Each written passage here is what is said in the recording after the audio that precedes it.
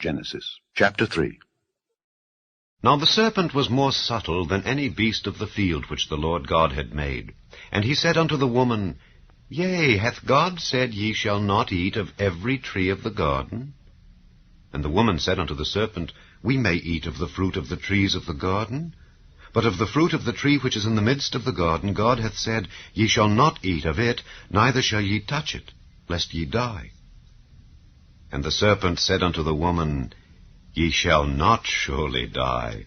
For God doth know that in the day ye eat thereof, then your eyes shall be opened, and ye shall be as gods, knowing good and evil.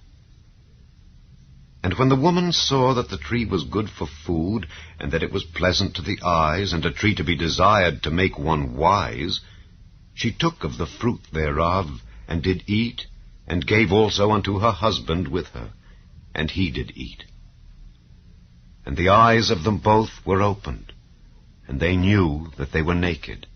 And they sewed fig leaves together, and made themselves aprons. And they heard the voice of the Lord God walking in the garden in the cool of the day. And Adam and his wife hid themselves from the presence of the Lord God amongst the trees of the garden. And the Lord God called unto Adam, and said unto him, Where art thou? And he said, I heard thy voice in the garden, and I was afraid, because I was naked, and I hid myself.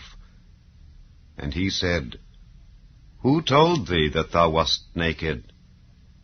Hast thou eaten of the tree whereof I commanded thee that thou shouldest not eat? And the man said, The woman whom thou gavest to be with me, she gave me of the tree, and I did eat. And the Lord God said unto the woman, What is this that thou hast done?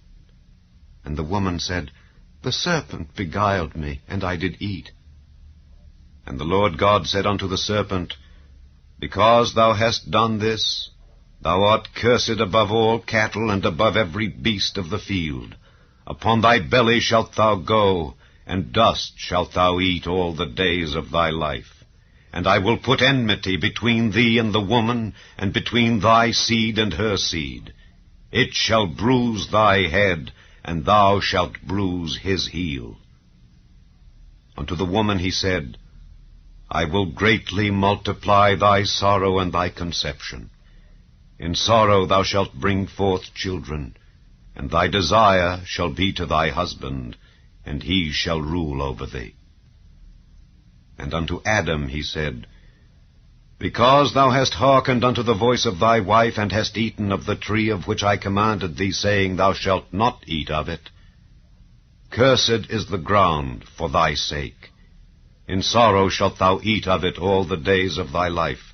Thorns also and thistles shall it bring forth to thee, and thou shalt eat the herb of the field. In the sweat of thy face shalt thou eat bread, till thou return unto the ground. For out of it wast thou taken. For dust thou art, and unto dust shalt thou return. And Adam called his wife's name Eve, because she was the mother of all living.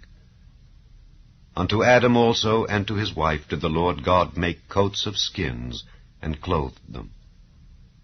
And the Lord God said, Behold, the man is become as one of us, to know good and evil.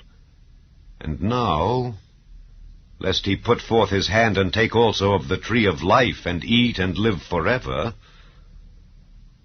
Therefore the Lord God sent him forth from the Garden of Eden, to till the ground from whence he was taken.